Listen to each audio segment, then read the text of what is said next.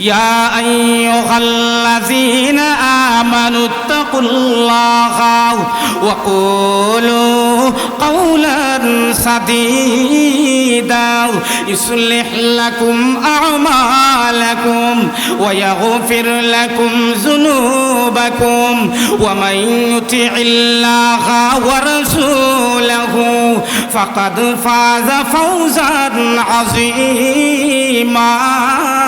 আমার আল্লাহ বলেন, জগৎবাসী ইমানদাররে, ইমান আনার পরে আমি আল্লাহ তোমাদেরকে প্রথম শর্ত দিলাম, আমি আল্লাহকে ভয় করতে হবে। দ্বিতীয় নম্বর শর্ত দিয়েছি, সব সময় সঠিক কথা বলতে হবে। তৃতীয় নম্বর শর্ত দিলাম, আমি আল্লাহর হুকুম নবীর তরিকা অনুযায়ী জীবনযাপন করতে হবে। এর বাহিরে একটা সেকেন্ডের জন্য যাওয়া যাবে না। এই তিনটা শর্ত যদি মানতে পারি, প্রথম পুরস্কার আল্লাহ দিবেন, আমাদের আমলকে ভালো করে দিবেন। আজকের সবক কিন্তু এইটা, তিনটা কথা মনে রাখবেন, তিনটা পুরস্কার এবং তিনটা হুকুম। কয়টা বলেন তো? তিনটা পুরস্কার এবং তিনটা হুকুম পালন করতে হবে। আল্লাহ বলেন, এক নম্বর ঘোষণা দিলাম, এক নম্বর হুকুম দিলাম, আমি আল্লাহকে ভয় করতে হবে। দ্বিতীয় নম্বর ঘোষণা দিয়েছি, আমি আল্লাহ যেই জবানটি দিয়েছি সেই জবান দিয়ে সব সময় সঠিক কথা বলতে হবে। তৃতীয় নম্বর, আমি আল্লাহর হুকুম আমার রাসূলের তরিকা অনুযায়ী জীবনযাপন করতে হবে। করতে যদি পারো, আমি আল্লাহ খুশি হইয়া তোমাদেরকে প্রথম পুরস্কার দিব, তোমাদের আমলকে সংশোধন করে দিব। তৃতীয় নম্বর, তোমাদেরকে গুনাহগুলি মাফ করে দিব। তৃতীয় নম্বর, আল্লাহ যেই ইঙ্গিতটি দিয়েছেন আমাদেরকে চিরস্থায়ী জান্নাতের মালিক আল্লাহ বানায়া দিবেন। সুবহানাল্লাহ। অনেক জায়গায় মক্তব বন্ধ হইয়া যাইতেছে, কোরআনের শিক্ষা বন্ধ হইয়া যাইতেছে, সকালবেলা শিক্ষা বন্ধ হয়ে যাচ্ছে। কারণটা কি? কারণ হচ্ছে আমার সন্তান, সন্তান, নাবালক সন্তানের হাতে মোবাইলটি তুলে দিয়েছি, সে সারাটা রাত্রে পর্যন্ত মোবাইলের ভিতরে কি যে দেখতেছে সেই জানে। মোবাইলে বুলুটা দেখে, কুৎসটা দেখে, সে খারাপ সিনেমা দেখে সারাটি রাত্র পর্যন্ত কাটায়। আর আমি মুরব্বী, আমি সারাটি রাত্র পর্যন্ত টিভি দেখা কাটাই। মুয়াজ্জিন যেই সময় আল্লাহু আকবারের ধ্বনি দেয়, ফজরের আজানের সময় আমি নিজে ঘুমাই। বলেন তো, আমার সন্তানকে আগামীকালকে মক্তবে কে তুলে দেবে? আমিই তুলে দিতে হবে, ঠিক কিনা বলেন? আমার আল্লাহ কিন্তু আমাদেরকে দায়িত্ব দিয়েছেন। আমার দায়িত্ব অনুযায়ী, আমার কর্তার পাওয়ার অনুযায়ী, যার যতটুকু পাওয়ার রয়েছে সেই পাওয়ার অনুযায়ী আমি আমার দায়িত্ব পালন করতে হবে। কারণ আমার সন্তান যেই সময় জাহান্নামে যাইতে প্রস্তুতি গ্রহণ করবে, সেই সময় বলবে, আল্লাহ আমার মা বাবাকে আগে দাও, তাদের গাড়ে পা দিয়ে জাহান্নামে যাইব। কারণ আমার মা বাবা আমাকে কোরআনের শিক্ষা দেয় নাই, কোনোদিন নামাজের কথা বলে নাই, এই জন্য আমি জাহান্নামী হয়েছি। আগে আমার মা বাবাকে দিয়ে দাও। আমার কথা নয়, আল্লাহ পাক কোরআনে পাকের একখানা আয়াতের ভিতরে আমাদের সবাইকে দায়িত্ব এমনভাবে আমাদের গাড়ে ছাপিয়ে দিয়েছেন, কেউ ছুটতে পারবো না। আমার আল্লাহ একখানা আয়াতের ভিতরে বলতেছেন, ইয়া আইয়ুহাল্লাযীনা আমানু কু আনফুসাকুম ওয়া আহলিকুম নারা ওয়াকুদুহা الناس والحجارة عليها ملائكة غلاظ شداد لا يعصون الله ما أمرهم ويفعلون ما يؤمرون। আমার আল্লাহ বলেন, জগৎবাসী ইমানদাররে, তুমি নিজে জাহান্নামের আগুন থেকে বাঁচো, তোমার আহাল পরিবার পরিজনকেও জাহান্নামের আগুন থেকে বাঁচাও। আমি যদি ঘরের একজন নেতা হই, আমি আমার স্ত্রীকে, আমি আমার পুত্রকে, আমি আমার পুত্রবধূকে, আমি আমার প্রতিবেশীকে জাহান্নামের আগুন থেকে বাঁচানোর চেষ্টা করতে হবে। আমি একজন পাড়ার মেম্বার সাহেব, আমার ওয়ার্ডের ভিতরে যত মানুষ রয়েছে সমস্ত মানুষদেরকে জাহান্নামের আগুন থেকে বাঁচানোর চেষ্টা করতে হবে।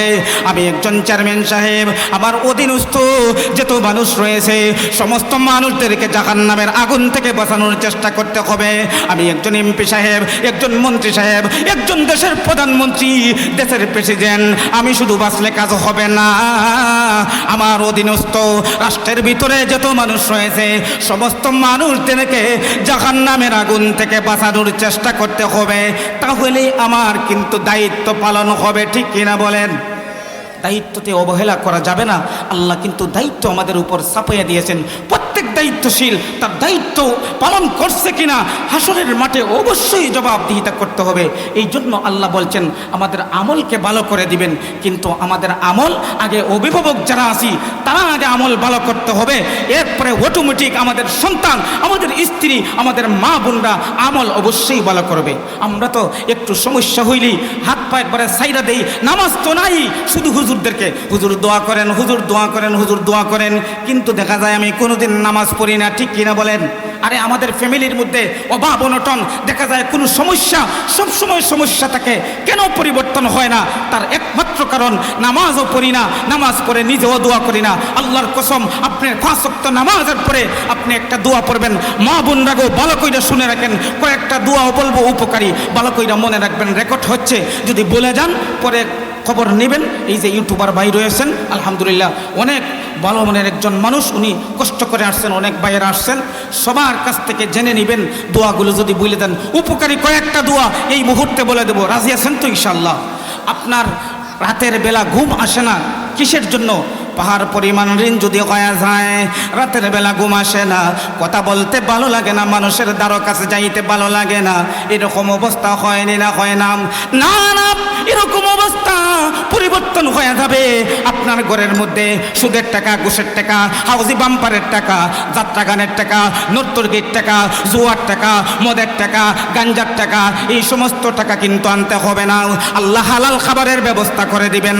ঋণ পাহাড় পরিমাণ হইলেও আল্লাহ ঋণকে আপনার দুলিশাত করে দিবেন। মা বোনরা গো বালা কইরা দোয়াটি স্মরণ করবেন। 5 ওয়াক্ত নামাজের পরে যদি এই আমলটুকু করতে পারি, দেখবেন ধীরে ধীরে আমাদের ফ্যামিলির মধ্যে পরিবর্তন হয়ে গেছে।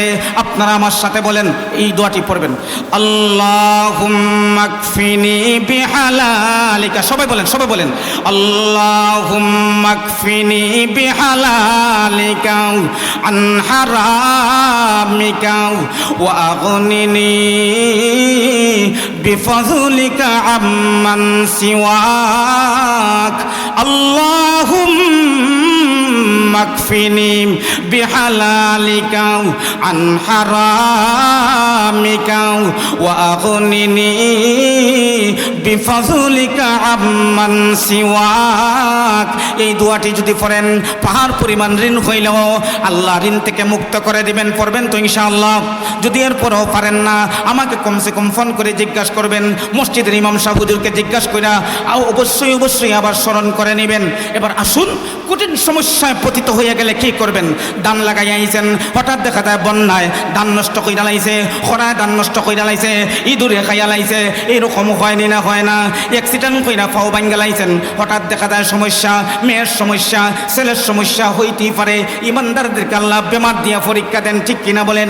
কঠিন সমস্যায় যদি পড়ে যায়, আপনারা 5 ওয়াক্ত নামাজের পরে এই দোয়াটি পড়বেন, দেখবেন আল্লাহ সমস্যা থেকে সমাধান করবেন। বিবাহ শাদী হচ্ছে না, সন্তান হচ্ছে না, আল্লাহর কাছে এই দোয়াটি যদি ভালো কইরা চাই, আল্লাহ অবশ্যই অবশ্যই সব কিছু শুনবেন। বিদেশে যাইতে পারতেছি না, চাকরির ব্যবস্থা হইতেছে না, সব কিছু আল্লাহ করে দিবেন। 5 ওয়াক্ত নামাজের পরে এই দোয়াটি পড়বেন। সবাই বলেন, আল্লাহুম্মা আজিরনি ফি মুসিবাতি, আল্লাহুম্মা আজিরনি ফি মুসিবাতি ওয়াখলিফ লি খায়রাম মিনহা।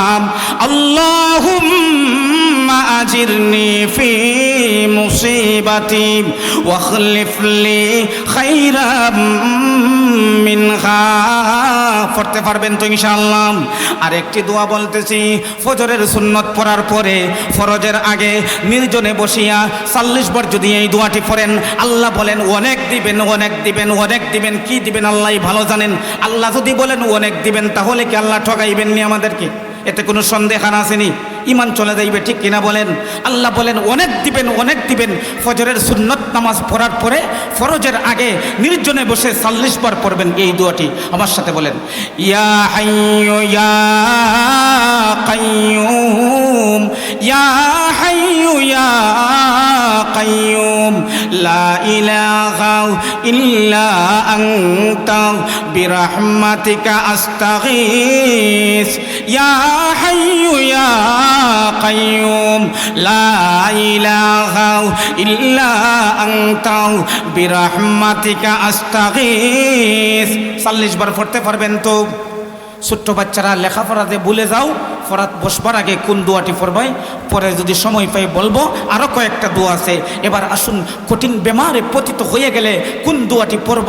আল্লাহর পয়গম্বর আইয়ুব আলাইহিস সালাতু ওয়াস সালাম যেই দোয়াটি পড়ে এমন কঠিন বেমার থেকে মুক্তি পেয়েছিলেন। ঘটনা বলার সময় নেই, সংক্ষেপে বলবো, শুধু এটা বাস্তব বোঝানোর জন্য। আল্লাহ যে বেমার দিয়েছিলেন, কিন্তু কোন দোয়াটি পড়ার কারণে বেমার থেকে মুক্তি হয়েছেন আল্লাহর পয়গম্বর আইয়ুব আলাইহিস সালাতু ওয়াস সালাম। আপনারা নাম শুনছেন নি মুরব্বী বাবারা? অবশ্যই শোনার কথা, যেহেতু গুরুত্বপূর্ণ জলিল কদর একজন নবী, আল্লাহর নবী আইয়ুব পয়গম্বরের নাম শুনছেন না? অবশ্যই শুনেছেন। আল্লাহর পয়গম্বর আইয়ুব আলাইহিস সালাতু ওয়াস সালামকে আল্লাহ ওদের সম্পদের মালিক বানিয়ে দিয়েছিলেন, অনেক সন্তান দিয়েছিলেন, কিন্তু তথাপি একটা সেকেন্ডের জন্য আল্লাহর নাম থেকে পিছপা হন নাই, আল্লাহর গোলামি থেকে, বন্দেগি থেকে পিছপা হন নাই। শয়তান আইসা বলে, আল্লাহ আপনার আইয়ুব পয়গম্বর এত ইবাদত বন্দেগি করে এত কিছু পাওয়ার পরেও একটা পরীক্ষা দেয়ালাই। আল্লাহ বলেন পরীক্ষা দেয়ালা। আইয়ুব পয়গম্বরকে পরীক্ষা দিছে। কি পরীক্ষা দিছে? শয়তান আইসা সমস্ত বাগানগুলোকে ধ্বংস করে দিয়েছে। আল্লাহর পয়গম্বর আইয়ুব আলাইহিস সালাতু ওয়াস সালামকে আইসা বলল, আইয়ুব পয়গম্বর আপনার জন্য দুঃসংবাদ, সমস্ত সম্পদগুলো ধ্বংস হয়ে গেছে। আল্লাহর পয়গম্বর আইয়ুব আলাইহিস সালাতু ওয়াস সালাম ইন্না লিল্লাহ না বলে আলহামদুলিল্লাহ বলেন। সব বলেন সুবহানাল্লাহ। ইন্না লিল্লাহ বলার কথা না? ইন্নালিল্লাহ বলার কথা না? সমস্ত সম্পদ ধ্বংস হয়ে গেছে, কিন্তু উনি বলেন আলহামদুলিল্লাহ। আশ্চর্যের বিষয়, কিন্তু শয়তান দেখা যায় এবার মন ঘাবড়ায় লাইছে, বলে যে নবী তো এই কারণে ইমানের পাওয়ার বেশি না, এইভাবে হবে না, আরও কঠিন পরীক্ষা দিতে হবে। আল্লাহর পয়গম্বর আইয়ুব আলাইহিস সালাতু ওয়াস সালামের 18 জন, প্রায় 18 জন সন্তানের মতো ছিলেন। একটি মাদ্রাসায় পড়তে দিতেন, সেই মাদ্রাসার ছাদটি ফালাইয়া একসাথে ধ্বংস করে দিয়েছে। সমস্ত সন্তানগুলো দুনিয়া থেকে বিদায় নিয়েছেন। আয়েশা বলল, আইয়ুব পয়গম্বর আপনার উপর আরেকটি পরীক্ষা, আপনার সমস্ত সন্তানগুলো দুনিয়া থেকে বিদায় নিয়েছে। আল্লাহর পয়গম্বর আইয়ুব আলাইহিস সালাতু ওয়াস সালাম আগে যে জবাব দিয়েছিলেন এখনো সেই জবাব দিলেন। সুবহানাল্লাহ, আল্লাহু আকবার। শয়তান বলে, এত ইমানের পাওয়ার না, এইভাবে হবে না, আরও কঠিন পরীক্ষা দিতে হবে। এবার মানসিকভাবে, শারীরিকভাবে পরীক্ষা দিব। আল্লাহর পয়গম্বর তাফসীরের কিতাবের মধ্যে লেখেন, আয়েশা একটা শ্বাস ছাড়ছে, শয়তান শ্বাস ছাড়ার সাথে সাথে আইয়ুব আলাইহিস সালাতু ওয়াস সালামের সমস্ত শরীরের মধ্যে চুলকানি বেমার শুরু হয়ে গেছে। এবার দেখা যায় আইয়ুব আলাইহিস সালাতু ওয়াস সালামের শরীর থেকে এবার পচা রক্ত এবং দুর্গন্ধ ছড়িয়ে পড়ছে, রক্ত বের হয়ে যাইতেছে। এমনই মুহূর্তে উনার উম্মতেরা আয়েশা উনার স্ত্রী বিবি রাহিমাকে বলে, ও আইয়ুব নবীর স্ত্রী, এই মুহূর্তে তোমার স্বামীকে নিয়ে গভীর জঙ্গলে চলে যাও। গভীর জঙ্গলে যদি না চলে যাও তাহলে আমাদের মধ্যে ভাইরাসটি ছড়িয়ে যাইবে। নাউযুবিল্লাহি মিন যালিক। আমাদের সমাজে একটা কুপ্রথা রয়েছে, একজন মানুষ যদি কঠিন বেমারে পতিত হয় তার দ্বারে কাছেও যায় না, তার প্লেটে খাবার খায় না, তার গ্লাসের মধ্যে পানি খায় না। দেখবেন ভালো কইরেও কথা বলতে পারে না, কিন্তু অপর মুসলমানের গ্লাস থেকে পানি পান করে না, অপর মুসলমানের প্লেটের মধ্যে খাবার খায় না, তার প্লেট আলাদা, গ্লাস আলাদা। কেন আমাদের মধ্যে এই বৈষম্য থাকবে? আলহামদুলিল্লাহ, দাওয়াতে তাবলীগের মধ্যে এই সুন্নতটি এখন পালন রয়েছে, এখনো জারি রয়েছে। দেখবেন এক প্লেটের মধ্যে খাবার খান। আরে আমাদের ফ্যামিলির মধ্যে অশান্তি, স্বামী স্ত্রী বেবন্তি, স্বামী স্ত্রী কেন মহব্বত হয় না? আমরা এক প্লেটের মধ্যে, এক গ্লাসের মধ্যে কিছুই গ্লাসের মধ্যে পান করতে পারি না, এবং এক প্লেটের ভিতরে খাবার খাইতে জানি না। ঠিক কিনা বলেন? এরকম করবেন না। দেখবেন এক প্লেটের মধ্যে খাবার খাইবেন, স্বামী স্ত্রী খাইবেন, সন্তানদেরকে খাওয়াইবেন, মহব্বত বাড়বে। আরে আল্লাহ নবী, বিশ্ব নবী রাহমাতুল লিল আলামিন কি করতেন জানেন? তিরমিজি শরীফের হাদিস, আম্মাদানা শাহ সিদ্দিকা রাদিয়াল্লাহু তাআলা যেখান থেকে টুট লাগাইয়া পানি পান করতেন, আল্লাহ নবী, বিশ্ব নবী রাহমাতুল লিল আলামিন সেখান থেকে টুট লাগাইয়া পানি পান করতেন। বলেন সুবহানাল্লাহ। নবীজি সাল্লাল্লাহু আলাইহি সাল্লাম একদিন কুষ্ঠ রোগীকে নিয়ে খাবারে বসছেন, এক প্লেটের মধ্যে খাবার খেয়েছেন। আম্মাদানা শাহ সিদ্দিকা রাদিয়াল্লাহু তাআলা যেই সময় এই ব্যক্তি চলে গেল, বললেন, ইয়া রাসূলুল্লাহ, আপনি এই ব্যক্তিকে নিয়ে, কুষ্ঠ রোগীকে নিয়ে এক প্লেটের ভিতরে খাবার খাইলেন, বললেন ঘটনা কি করলেন? আল্লাহর নবী রাগান্বিত, বলেন, আয়েশা বলো তো তাকে বেমার কে দিয়েছে? আম্মাদানা আয়েশা বলেন, ইয়া রাসূলুল্লাহ, তাকে আল্লাহ বেমার দিয়েছেন। আল্লাহর নবী বলেন, যেই আল্লাহ তাকে বেমার দিয়েছেন সেই আল্লাহ তাকে বেমার থেকে মুক্তি দিবেন। সাবধান, এই কথা আর কোনোদিন বলো না। সুবহানাল্লাহ। আল্লাহর নবীর শিক্ষা। আমাদের সমাজের যেই দিকে কথা বলি সেই দিকেই সমস্যা। আমরা তো দেখেন মানুষকে, গরিব মানুষকে, ফকিরকে এমন নিকৃষ্ট মনে করি। আইসা যদি খাবার চায় একবারে নিকৃষ্টতম একটা প্লেটের মধ্যে খাবার দেয়। আপনার আর কথা নয়, আমাদের অনেক এলাকায় দেখেছি এইরকম করে। আর অনেক মানুষ আছে, একজন ফকির মানুষ আইয়া যদি খাবার চায় ভাই ভাই একবারে দরটা আজাইয়া দেয়, এরকম মানুষ আসেনি। আর যদি কিছু দেওয়া হয় 3 দিন আগের পুরাতন খাবার দেয়, যেই খাবারটা তার ঘরের ভিতরে আছে, না না এটা করবেন না। আপনার সেই দিন ঘরের ভিতরে যেই ভালো খাবারটা ফাঁক হয়েছে, ভালো গুস্তের টুকরা অথবা মাছের টুকরা, সেখান থেকে 2টা টুকরা দিবেন। আমার কথা পরীক্ষা করে দেখবেন, একটা টুকরা খাইবে আর একটা টুকরা ব্যাগের ভিতরে নিয়ে যাইবে বাড়িতে। সেই বৃদ্ধে মা বাবা যদি থাকে অথবা অসুস্থ কেউ থাকে, এই একটা গুস্তের টুকরা অথবা মাছের টুকরা খাইয়া আল্লাহ বলে যেই ডাকটা দিবে সেটাই আমাদের জীবনের জন্য সফলতা বয়ে আনবে। বলেন আল্লাহু আকবার। মোহতারাম হাজরিন, যেই কথা বলতেছিলাম, আল্লাহর পয়গম্বর হজরতে, আমার সময় হয়তো শেষ হয়ে যাইবে হঠাৎ কইরা। সময় কথা কিন্তু অনেক, আয়াতের তর্জমাও করতে হবে, মাত্র একটি অংশের ব্যাখ্যা করছি। বাতিলদের কথাও বলতে হবে, গুরুত্বপূর্ণ অনেক বিষয় রয়েছে। যুবক ভাইদেরকেও মদ জুয়া থেকে আটকানোর জন্য চেষ্টা করতে হবে, ঠিক কিনা বলেন? না, আটকাতে হবে না? আপনাদের এখানে তো মদ নাই, অনেক এলাকায় মদ আছে, এই বিষয়ে কথা বলবো ইনশাআল্লাহ। মোহতারাম হাজিরিন, আসুন হজরতে আইয়ুব আলাইহিস সালাতু ওয়াস সালামকে নিয়ে গভীর জঙ্গলে চলে গেলেন। আইয়ুব আলাইহিস সালাতু ওয়াস সালামকে নিয়ে গভীর জঙ্গলে যাওয়ার পরে 1 দিন নয় 2 দিন নয়, প্রায় 18টি বৎসর পর্যন্ত চলে গেল। এর ভিতরে অনেক কিছু হয়েছে, সব কিছু বলার অবকাশ রাখি না। আমি এই দুয়াটি বলার জন্য এই কথাগুলো বলতেছি, আমাদের ঈমান এবং আমলি পাওয়ার বাড়ানোর জন্য। আল্লাহর পয়গম্বর আইয়ুব আলাইহিস সালাতু ওয়াস সালাম এবার দেখা যায় ওযুর ধরে কাঁদতে শুরু করলেন। আল্লাহ বললেন, আইয়ুব রে, তুমি কি আমার উপর ধৈর্যহারা হয়ে গেছো? তুমি কাঁদতেছো কেন? আল্লাহর পয়গম্বর আইয়ুব আলাইহিস সালাতু ওয়াস সালামের এই কথা শোনার পরেই কান্দার মাত্রা আরো বেড়ে গেল। এবার আইয়ুব আলাইহিস সালাতু ওয়াস সালাম আল্লাহকে জবাব দিলেন, রব্বুল আলামিন আহকামুল হাকিমিন, আল্লাহ যেই জিহ্বা দিয়ে এতদিন পর্যন্ত তোমার গুণ কীর্তন করলাম, আল্লাহ দিনের বেলাও বলছে আল্লাহ, রাতের বেলাও বলছে আল্লাহ, তাহাজ্জুদের নামাজের সময়ও বলছে আল্লাহ, একটা সেকেন্ডের জন্য 18টি বৎসর পর্যন্ত তোমার নাম থেকে পিছপা হন নাই। কিন্তু কেন জানেননি রব্বুল আলামিন, আমি কাঁদতেছি যে জিহ্বা দিয়া এতদিন পর্যন্ত তোমার গুণ কীর্তন করলাম, তুমি রবকে ডাকলাম, সেই জিহ্বা যদি এই মুহূর্তে দংশন কইরা ফেলে, আল্লাহ আমি আমার মাওলাকে কি দিয়া ডাকবো? এই জন্য আমি কাঁদতেছি। আল্লাহর পয়গম্বর আইয়ুব আলাইহিস সালাতু ওয়াস সালাম যেই মুহূর্তে কথাটি বললেন, আমার আল্লাহ বলেন, আইয়ুব রে, আর তোমাকে পরীক্ষা দিব না। ওই মুহূর্তে তুমি পরীক্ষায় পাশ করে ফেলছো। ওরে আইয়ুব, ওই মুহূর্তে তুমি একটি কাজ করো। তাফসীরের কিতাবের মধ্যে লেখেন, আল্লাহর পয়গম্বর আইয়ুব আলাইহিস সালাতু ওয়াস সালাম ডান পায়ের গোড়ালি দিয়া শুকনো জমিনের মধ্যে আঘাত করলেন।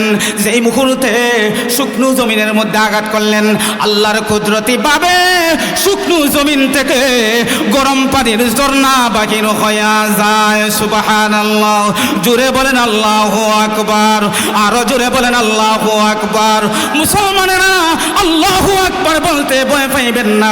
যে আল্লাহু আকবার বলে আমরা মক্কা বিজয় করেছি, যে আল্লাহু আকবার বলে আমরা বদরের যুদ্ধে বিজয় অর্জন করেছি, যে আল্লাহু আকবার বলে কিছুদিন আগে ভারতে মুস্কান নামক একটি মেয়ে সেই কসাই মুদির তসনস পর্যন্ত মালাকানা করে দিয়েছিল, যে আল্লাহু আকবার বলে শাহজালাল মুজাররদিয়ামনি সিলেটে এসে গোরগোবিন্দ কুখ্যাত বেঈমান কাফিরের সাকিবালাকে তসনস করে দিয়েছিলেন, সেই আল্লাহু আকবার আমরা জুড়ে বলবো, ঠিক কিনা বলেন? বাতিলদের বিরুদ্ধে আমরা সব সময় আল্লাহু আকবার জুড়ে বলবো না ভয় পান? ইমানি চেতনা বাড়ার জন্য আমি বলতেছি।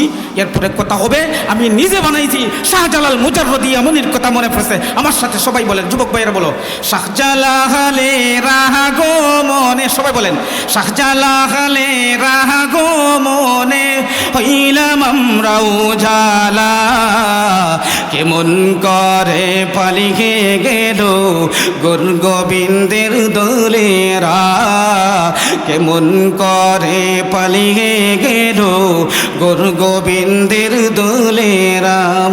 শাহজালালের সাথী ছিলেন, শাহজালালের সাথী ছিলেন 360 আউলিয়া।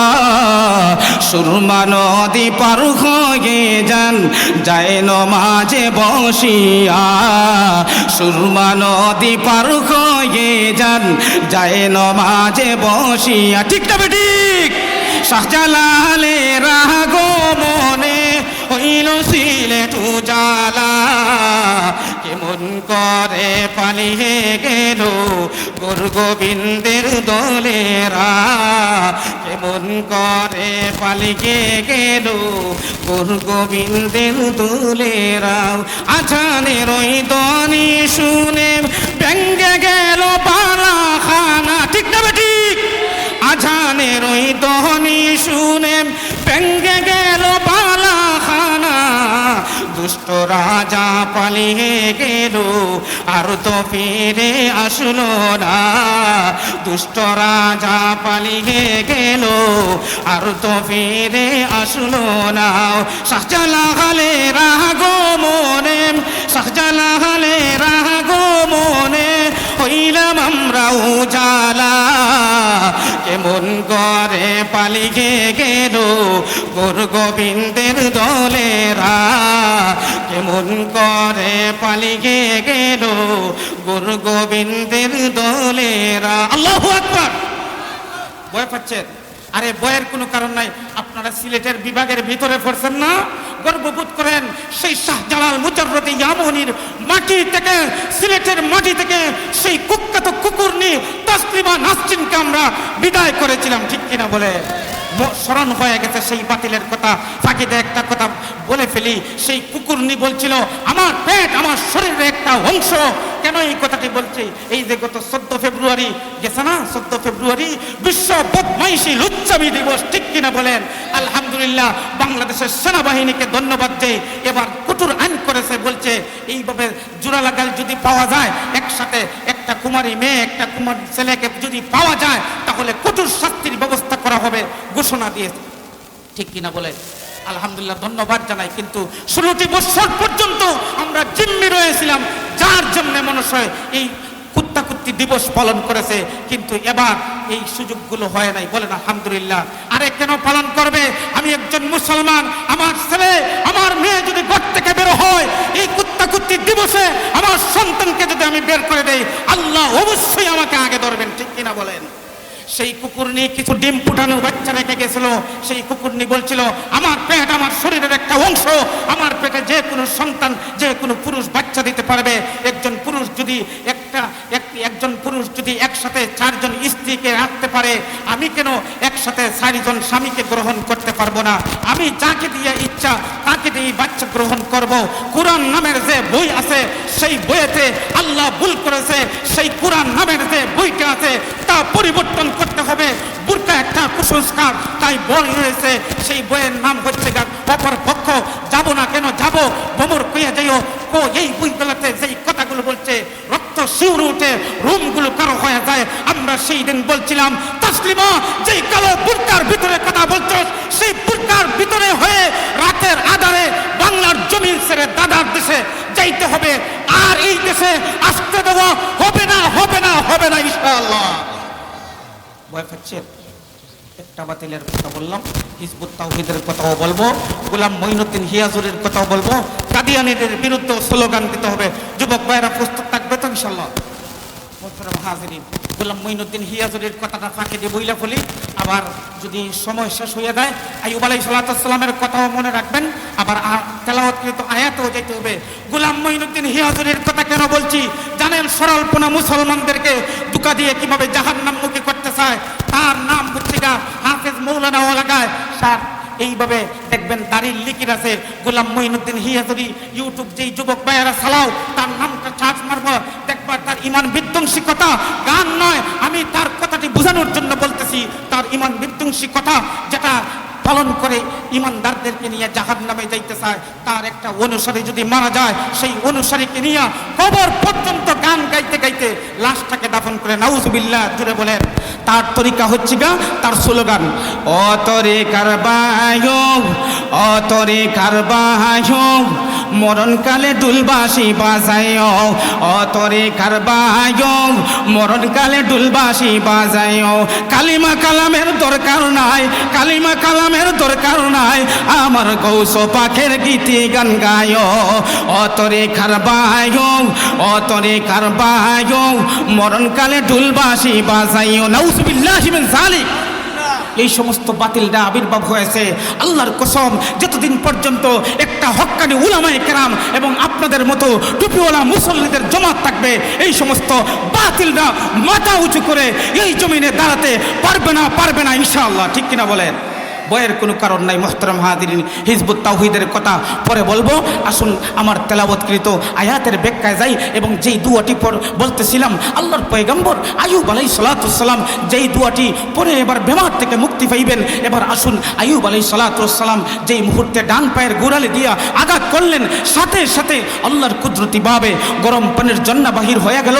আল্লাহর পয়গম্বর আইয়ুব আলাইহিস সালাতু ওয়াস সালামকে আল্লাহ বলেন, আইয়ুব পয়গম্বর, তোমার সমস্ত শরীরটুকুকে দৌত করে দাও। আল্লাহর পয়গম্বর আইয়ুব আলাইহিস সালাতু ওয়াস সালাম গরম পানি দিয়া সমস্ত শরীরটুকু দৌত করলেন। এবার দ্বিতীয়বার আমার আল্লাহ বলেন, আইয়ুব পয়গম্বর, বাম পায়ের গোড়াল দিয়ে জমিনে আঘাত করো। আল্লাহর পয়গম্বর এবার কি করলেন? আল্লাহর পয়গম্বর হযরত আইয়ুব আলাইহিস সালাতু ওয়াস সালাম যেই মুহূর্তে দ্বিতীয়বার শুকনো জমিনের মধ্যে বাম পায়ের গোড়ালি দিয়ে আঘাত করলেন, আল্লাহর কুদরতি ভাবে শুকনো জমিন থেকে ঠান্ডা পানির ঝর্ণা বাহির হইয়া যায়। সুবহানাল্লাহ। আবার আল্লাহ বলেন, আইয়ুব রে, ওই মুহূর্তে তোমাকে একখানা দোয়া শিখাইয়া দিব। এই দোয়াটি পরে আমার কাছে দোয়া চাও। যেই দোয়াটি বলার জন্য এতটুকু বললাম। আল্লাহর পয়গম্বর আইয়ুব আলাইহিস সালাতু ওয়াস সালামকে আমার আল্লাহ কোরআনে পাকের একখানা দোয়া, একখানা আয়াত শিখাইয়া দিলেন। ওয়া আইয়ুবা ইয নাদা রাব্বাহু আন্নী মাসানিয়াজ যুররু ওয়া আনতা আরহামুর রাহিমিন।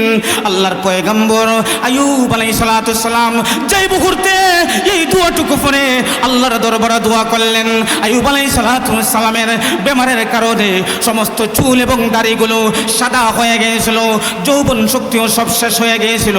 আল্লাহ পুনরায় দেখা যায় যৌবন শক্তিও ফিরাইয়া দিলেন।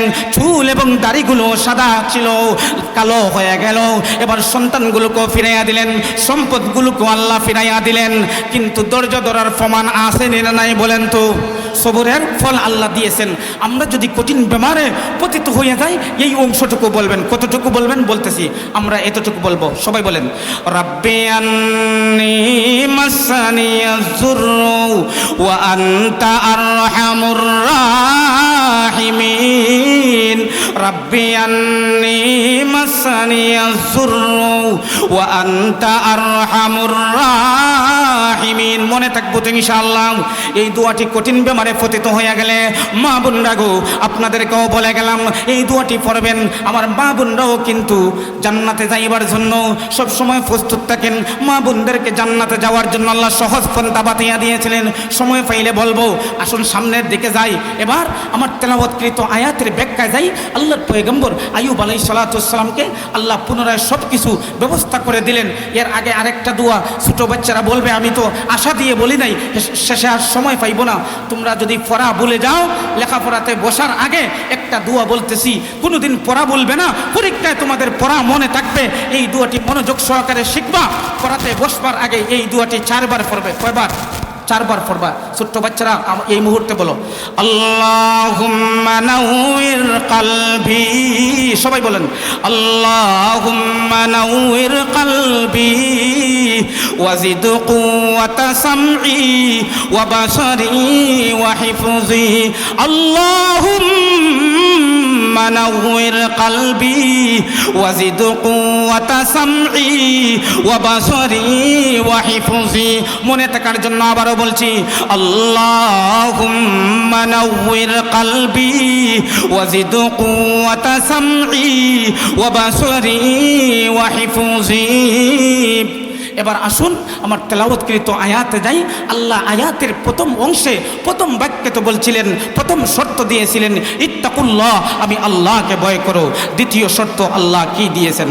আমার আল্লাহ তেলাওয়াতকৃত আয়াতের দ্বিতীয় শর্ত বলতেছেন, ইয়া আইয়ুহাল্লাযীনা আমানুত্তাকুল্লাহা ওয়া কুলু কাওলান সাদীদা। আমার আল্লাহ বলেন, জগৎবাসী ইমানদারারে, ইমান আনার পরে তোমার ভিতরে যদি আমি আল্লাহর ভয় ভীতি থাকে, 2 নম্বর আরেকটা শর্ত দিলাম, সব সময় সঠিক কথা বলতে হবে। আমাদের সমাজের মধ্যে এক প্রকারের কুলাঙ্গাররা রয়েছে, সামান্য টাকার লোভে আদালতের মধ্যে যাইয়া মিথ্যা সাক্ষী দেয় জবান দিয়া। এমন অবস্থা হয় তার মিথ্যা সাক্ষীর মাধ্যমে আরেকটি ভাইয়ের জীবন ধ্বংস হয়ে যায়, মিথ্যা সাক্ষীর মাধ্যমে আরেকটা ভাই ফাঁসির কাষ্টে ঝুলতে হয়। এরকম কুলাঙ্গার আছে না নাই? না না, টাকার বান্ডিল পায়া এরকম করতে পারবে না। আরেক প্রকার কুলাঙ্গার বিচারী রয়েছে আপনাদের এলাকার নাই, টাকার বান্ডিল পায়া বিচারে বইয়া রায় ঘুরাইয়া দেয়। দেখা যায় মাম্মে ঘরের মুত্রে যাইয়া বান্ডিল দিলাইছেন, এই বান্ডিল পাইয়া গরিব মানুষের পক্ষে রায় টানা দিয়া, অথচ বিচারের রায় দেওয়ার কথা ছিল গরিব মানুষের পক্ষে। না, এইরকম করো না। এইরকম যে বিচারীরা করবে, আল্লাহ কিয়ামতের ময়দানে কঠিন কাঠগড়ার মধ্যে দাঁড় করাইয়া বিচার করবেন। আমার দাবি, আপনারা ওই সমস্ত কুলাঙ্গার বিচারীদেরকে আর বিচারে নেবেন না। বলেন আলহামদুলিল্লাহ। ভয় পাইবেন না, ভয় পাইবেন না। আমার আল্লাহ বলতেছেন কুলু কাওলান সাদীদা, সবসময় সঠিক কথা বলতে হবে। যদি বলতে পারি এবং ভয় করতে পারি আল্লাহকে, তাহলে প্রথম পুরস্কার আল্লাহ দিবেন। কি দিবেন বলেন? প্রথম পুরস্কার দিব, তোমাদেরকে আমি আল্লাহ আমল সংশোধন করে দিব। দ্বিতীয় নম্বর পুরস্কার ওয়াগফির লাকুম যুনুবাকুম, তোমাদের গুনাহগুলোকে আমি আল্লাহ ক্ষমা করে দিব। সুবহানাল্লাহ। এখানে আবার একটা কথা রয়েছে, গুনাহ আবার কি? গুনাহকে ক্ষমা করবেন আল্লাহ। কোন গুনাহ ক্ষমা করবেন? একটা আছে হুকুকুল্লাহ আর একটা আছে হুকুকুল ইবাদ। আল্লাহর হক আমরা নষ্ট করেছি, নামাজ পড়ি নাই, রোজা রাখি নাই, হজ ফরজ হয়েছে হজ করি নাই, যাকাত ফরজ হয়েছে যাকাত দেই নাই। আল্লাহ ইচ্ছা করলে মাফ দিবেন, না হয় ছাড়বেন। কিন্তু আমার ভাই মারা গেছে, বাতিজা রয়েছে, আমি বাতিজাকে বললাম, বাতিজারে তোমার বাবা তো আমাকে 3 হাত জায়গা দিয়া দিছ, 3 হাত জায়গা দিয়া গেছেন, এই কারণে তুমি আমাকে 3 হাত জায়গা দিতে হবে।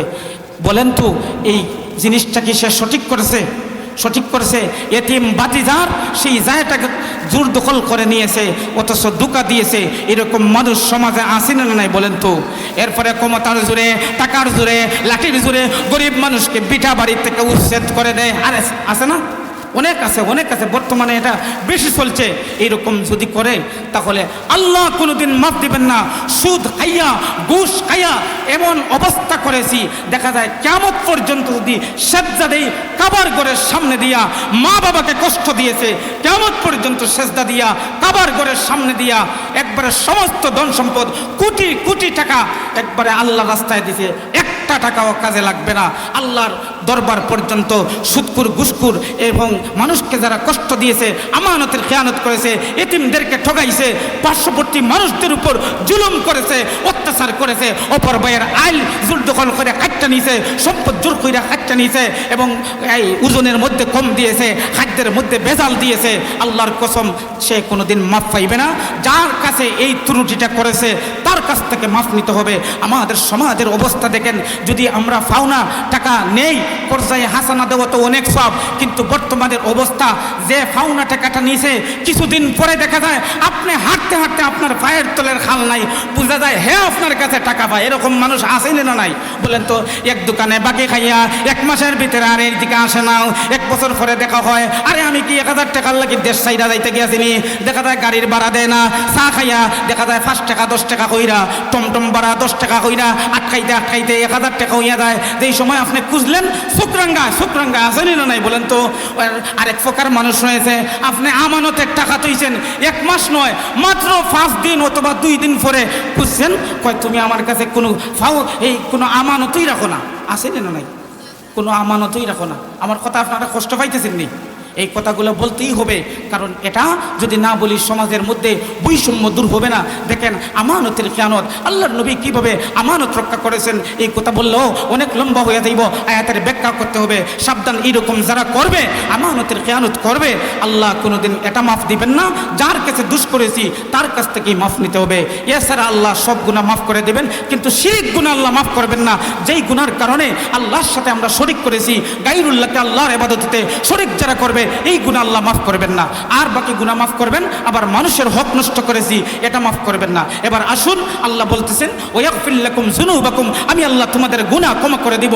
কিন্তু এখানের মধ্যে তৃতীয় নম্বর শর্ত, তৃতীয় নম্বর যে শর্তটা দিয়েছেন, ইমানদার দাবি করলে এই শর্ত থেকে একটা সেকেন্ডের মধ্যে বের হতে পারবে না, মৃত্যু পর্যন্ত। তৃতীয় নম্বর শর্ত অবশ্যই অবশ্যই থাকতে হবে, যেই শর্তটা আল্লাহ দিয়েছেন, কঠিন শর্ত দিয়েছেন। আল্লাহ বলেন ইয়া আইয়ুহাল্লাযীনা আমানুত্তাকুল্লাহা ওয়া কুলু কাওলান সাদীদা ইউসলিহ লাকুম আ'মালাকুম ওয়া ইয়াগফির লাকুম যুনুবাকুম ওয়া মান ইউতি'িল্লাহা ওয়া রাসূলাহু ফাকাদ ফাযা ফাওজান আযীমা। আমার আল্লাহ বলেন, জগৎবাসী ইমানদাররে, ইমান আনার পরে আমি আল্লাহ তোমাদেরকে প্রথম শর্ত দিলাম, আমি আল্লাহকে ভয় করতে হবে। দ্বিতীয় নম্বর শর্ত দিয়েছি, সব সময় সঠিক কথা বলতে হবে। তৃতীয় নম্বর শর্ত দিলাম, আমি আল্লাহর হুকুম নবীর তরিকা অনুযায়ী জীবন যাপন করতে হবে, এর বাহিরে একটা সেকেন্ডের জন্য যাওয়া যাবে না। এই তিনটা শর্ত যদি মানতে পারি, প্রথম পুরস্কার আল্লাহ দিবেন, আমাদের আমলকে ভালো করে দিবেন। আজকের সবক কিন্তু এইটা, তিনটা কথা মনে রাখবেন, তিনটা পুরস্কার এবং তিনটা হুকুম। কয়টা বলেন তো? তিনটা পুরস্কার এবং তিনটা হুকুম পালন করতে হবে। আল্লাহ বলেন, এক নম্বর ঘোষণা দিলাম, এক নম্বর হুকুম দিলাম, আমি আল্লাহকে ভয় করতে হবে। দ্বিতীয় নম্বর ঘোষণা দিয়েছি, আমি আল্লাহ যেই জবানটি দিয়েছি সেই জবান দিয়ে সব সময় সঠিক কথা বলতে হবে। তৃতীয় নম্বর, আমি আল্লাহর হুকুম আমার রাসূলের তরিকা অনুযায়ী জীবনযাপন করতে হবে। করতে যদি পারো, আমি আল্লাহ খুশি হইয়া তোমাদেরকে প্রথম পুরস্কার দেব, তোমাদের আমলকে সংশোধন করে দিব। তৃতীয় নম্বর, তোমাদেরকে গুনাহগুলি মাফ করে দিব। তৃতীয় নম্বর, আল্লাহ যেই ইঙ্গিতটি দিয়েছেন, আমাদেরকে চিরস্থায়ী জান্নাতের মালিক আল্লাহ বানায়া দিবেন। সুবহানাল্লাহ। জান্নাতে যেতে চাননি? জান্নাতে যেতে চাননি? যদি যেতে চান তাহলে ওয়াদা করবেন, প্রত্যেকটি ফ্যামিলি থেকে কমসে কম একজন সন্তানকে কোরআনের হাফিজ বানাইবেন, আলেম বানাইবেন। যদি আলেম এবং হাফেজ বানাইতে পারেন তাহলে আপনার লাভটি কী হবে? সংক্ষেপে বলবো, হুজুর আসার আগ পর্যন্ত, হুজুর আইসা গেলে কথা ছেড়ে দেব। আমার নিয়ম হিটা, আমার টাইমও ছিল 50 পর্যন্ত, 50 হয়ে গেছে। হুজুর আসা আগ পর্যন্ত সংক্ষেপে কথাগুলো বলবো। আপনার একজন সন্তানকে যদি কোরআনের হাফেজ বানান, আলেম বানান, আপনার দায়িত্ব পালন কইরা যান। একজন সন্তান বড় আলেম হওয়া শর্ত নয়, কিন্তু আলহামদুলিল্লাহ আপনাদেরকে চ্যালেঞ্জ দিয়ে বলতেছি, বর্তমান অবস্থায় দেখেন মাদ্রাসাগুলোতে নুরানি সিস্টেমে পড়া চালু হয়েছে। সূরা ইয়াসিন এত সুন্দরভাবে পড়ে, ছোট্ট বাচ্চা সূরা ইয়াসিন একবারে হাতে টান দিয়ে লিখতে ফেলায়, একবারে বুঝে যায় কম্পিউটারে লেখা আসেনি না নাই।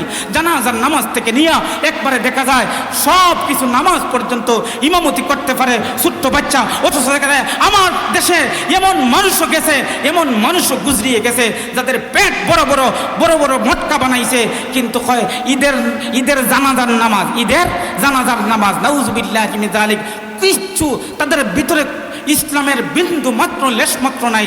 দেখা যায় এই ঈদের নামাজের মধ্যে এইভাবে হাত দিয়ে তাকবীর দেয়, এইভাবে আবার একজনের দিকে এইভাবে চায়, এইভাবে তাকায়। আরে এই সমস্ত বাহাদুরি কোথায় গিয়েছো? পৃথিবীর ইতিহাসে এমন কোনো ইতিহাস নাই একসঙ্গে সারাটি পার্লামেন্ট একসাথে এইভাবে খালি হইয়া লেজ গুটাইয়া চলে গেছে। কিন্তু আমাদের দেশে ইতিহাস সাক্ষী থাকবে, ঠিক কিনা বলেন? আমি কি জন্য কথাটি বলতেছি, ইসলামী শিক্ষাকে একবারে ধ্বংস করে গিয়েছে। আমার পাশে একটা স্কুল রয়েছে, সেই প্রাইমারি স্কুলের মাস্টার আমার হাতে ধরে কেঁদে ফেলছে, কয় ভাই আল্লাহকে রস্তে আমাদেরকে কয়েকটা ছাত্র দেন, আমাদের স্কুল বন্ধ হয়ে যাচ্ছে। আমি কইলাম কারণ কি জানেননি? আপনাদের স্কুলের মধ্যে ইসলামী শিক্ষা কে পড়ায়? হিন্দু মাস্টার, সে বলে আমি ইসলামী শিক্ষা পড়াই। নাউজুবিল্লাহ বলে ইসলামী শিক্ষা সে পড়ায়। আমি বললাম হবে না, আপনি একজন আলেমকে সিলেক্ট করেন আর নুরানি সিস্টেমের পড়া চালু করেন, আমার মাদ্রাসা থেকে আপনাকে এনে আপনাকে স্কুলের মধ্যে দেব, আর কাঁদতে হবে না। কেন এই অবস্থা? আমার মা বোনেরা ভালো করে বুঝতে পারছেন, আমার বাবারা এই কথা ভালো করে বুঝতে পারছেন। আমি যদি মারা যাই আর 5টা সন্তান রেখে যায়, এই 5টা সন্তান যদি নাস্তিক হয়ে যায়, মুরতাদ হয়ে যায়, হইতে পারে আমার লাশটা পর্যন্ত যাইয়া দেখবে না। বাস্তব প্রমাণ দেখেন, কিছুদিন আগে একজন বড় লোক, অনেক বড় ধনী লোক মারা গিয়েছে, কাটটাচ্ছে এই হসপিটালের মধ্যে পইরা ডাক্তারদেরকে বলছে, ডাক্তার ভাইয়েরা একটাবার খবর দাও, আমার স্ত্রী আমার সন্তানেরা আমার লাশটা আইসা দেখবো কমসে কম। না না, দেখা যায় মৃত্যুর আগেও দেখা নাই, মৃত্যুর পরেও লাশটাকে নেওয়ার জন্য আসে নাই।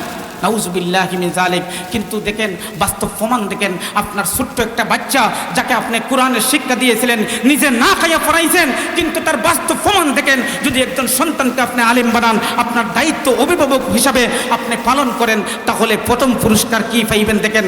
আপনি যে সময় সাকরাতের আযাবে পতিত হয়ে যাইবেন, সেই সময় আল্লাহর কসম, এই ছোট্ট বাচ্চাটি যাইয়া যে সময় ওযু করে আল্লাহর দিকে মুতাওয়াজ্জহ হইয়া আপনার পাশে এই যে সাকরাতের অবস্থায় কোরআন শরীফ থেকে নিয়া ওযু কইরা ভালো কইরা এইভাবে চোখের পানি চালাইয়া পড়বে। বিসমিল্লাহির রহমানির রহিম, ইয়াসিন ওয়াল কুরআনিল হাকীম, ইন্নাকা লামিনাল মুরসালিন আলা সিরাতিম মুস্তাকিম। যেই সময় আপনার মাদ্রাসায় পড়নেওয়ালা সন্তান আলেম হোক অথবা হাফিজ হোক, চোখের পানি ফালাইয়া আপনার সাকরাতের আযাবের সময় ওই সন্তানটি সূরা ইয়াসিন থেকে প্রত্যেক মুমিনের মধ্যে যাইয়া আপনার বুকের মধ্যে ফুৎকার করবে, আমার আল্লাহ সাথে সাথে সাকরাতের আযাব বন্ধ করে দিবেন। সুবহানাল্লাহ। লাভ আছে না নাই? 2 নম্বরে দেখেন, আপনার সেই সন্তানটাও যেই সময় আপনাকে জানাজার নামাজ পড়াইবে, আল্লাহু আকবার বলে চোখের পানি ঝরঝর করে ফালাইবে, আমার আল্লাহ আকাশের ফেরেশতাদেরকে নিয়ে বলবেন, ফেরেশতারা রে আর দেরি করো না, আমি আল্লাহ ঘোষণা দিলাম হাফেজ কোরআন আলেমের মা বাবার জীবনের গুনাহগুলি আমি আল্লাহ মাফ করে দিলাম। সুবহানাল্লাহ। শেষে যেই কথাটি বলতেছিলাম, শেষ পর্যায়ে আপনার সন্তান মাশাআল্লাহ মাশাআল্লাহ, আমার অত্যন্ত মহব্বতের বন্ধুবর, আসলে আপনারা গর্ববোধ করবেন। ওই সমস্ত আগামীর প্রজন্ম আপনাদের জন্য অহংকার, আপনাদের টানার সন্তান, আপনারা খুশি না বেজার বলেন তো? অনেক সুন্দর আলোচনা, সারা বাংলাদেশে ঘুরে বেড়াচ্ছেন, সারা বাংলাদেশের জন্য অহংকার। বন্ধুবর, মুফাসসিরে কোরআন, খ্যাতনামা মুফাসসিরে কোরআন, বিশিষ্ট আলেমে দ্বীন হযরত মাওলানা মুফতি আজিজুর রহমান মুফতি আজিজুর রহমান হুসাইনি সাহেব, উনি আসছেন। আপনারা খুশি না বেজার? খুশি। সংক্ষেপে শেষ করে দিব। যুবক ভাইদেরকে বলছি, আপনারা মাদ্রাসা ছাত্র দিবেন এবং মুরব্বী বাবারা দিবেন। আপনার সন্তান কবরের পাশে দিয়া গান গাইয়া যাইবে না, সিগারেট খাইয়া যাইবে না। আপনার সন্তান যে সময় সূরা ইখলাস 3 বার পড়বে, সূরা ইখলাস পড়াইবার আর সময় নাই, আপনাকে নিয়ে পড়লাম না। যাই হোক, এই সূরা ইখলাস 3 বার পড়ার কারণে এক খতম কোরআনের সওয়াব আল্লাহ পৌঁছাইয়া দিবেন। শেষ পর্যায়ে একটা কথা বলে যায়, যুবক ভাইয়েরা শপথ করতে হবে, আর কোনোদিন মদ খাইতে পারবে না, জুয়ার আড্ডা কানায় যাইতে পারবে না। যেখানে জুয়ার আড্ডা কানা আছে আগুন দিয়ে জ্বালাইয়া দেওয়া হবে, মদের আড্ডা কানা আগুন দিয়ে জ্বালাইয়া দেওয়া হবে, পতিতালয় আগুন দিয়ে জ্বালাইয়া দেওয়া হবে। যেখানে পীরের নামে কোরআন হাদিসের বাহিরে সেই কানকা আছে, আগুন দিয়ে জ্বালাইয়া দেওয়া হবে। ঠিক কিনা বলেন? এটাই হচ্ছে ইমানের পাওয়ার। আগামী প্রজন্ম এইভাবে যদি সোচ্চার হয়, আমাদের ইমান ইসলাম নিয়ে কোনো বাতিলরা চিনি খাইতে পারবে না। আপনাদেরকে কষ্ট দিয়েছি, সবাইকে মুবারকবাদ। আল্লাহ পাক যেন সবাইকে কবুল করেন। আমিন। ওয়া আখিরু দাওয়ানা আনিল হামদুলিল্লাহি রাব্বিল আলামিন।